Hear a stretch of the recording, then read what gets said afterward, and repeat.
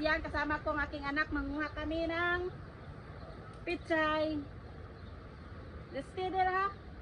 Pwede ka makatunog. Ako ay nakaelasa mga tanom dire.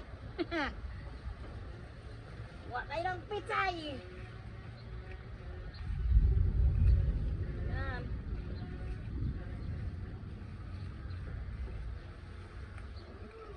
Ito mga kalalabs, binonot ko na lahat.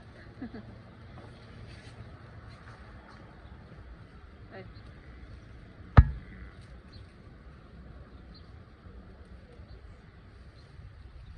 Magkatabi lang kasi para tutubo itong kuan natin ba, tutubo itong mais natin. Kailangan kuan mga kalalabs, kukunin na itong mga pichay nandito, itong intercropping na pichay. Oy, nakuha kong maliit, dapat malaki lang. Yan o, kunan ko ng mga lumang dahon para magiging pataba din dito ba. Uy, kunin mga malaki.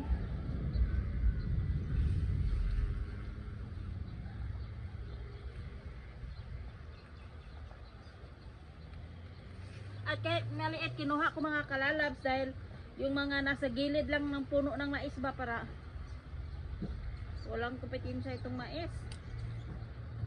Kaya ang dami natin ng kuha ba. Ay, naikuan. Dalian, nagan. Oy, nagluto kasi ako ng yung paa ng baboy ba.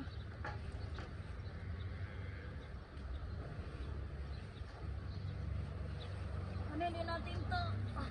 Nasa gilid lang kasi ng kuan ba. So, kinuha ko itong mga lumang mga kuan ba dahon.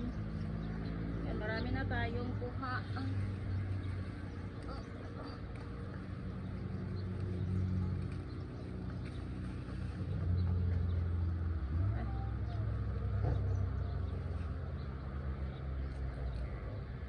Sino gusto manghingi dyan?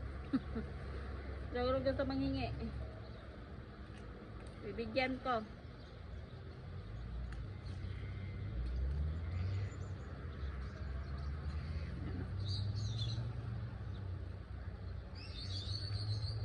Tatabi lang kasi ito mga kalalabs.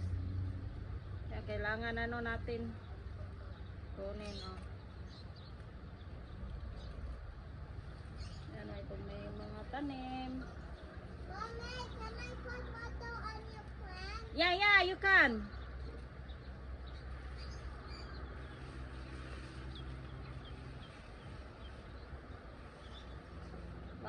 May tumubo itong arugula May arugula dito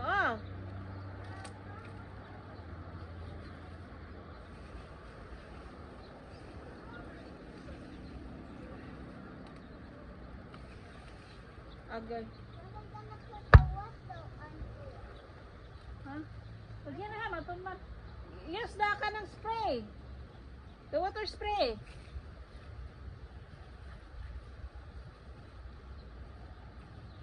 Just a water spray, you can start there. But I felt the bowl of water. Yeah, adara ka dito kay makatunog ka sa mga tanong mo ba, okay?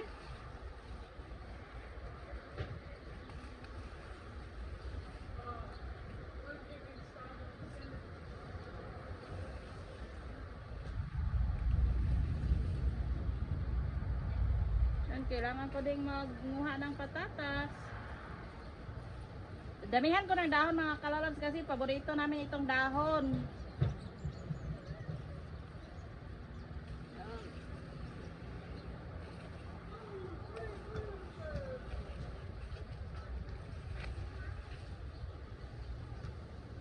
Paborito namin ang dahon ng petsay.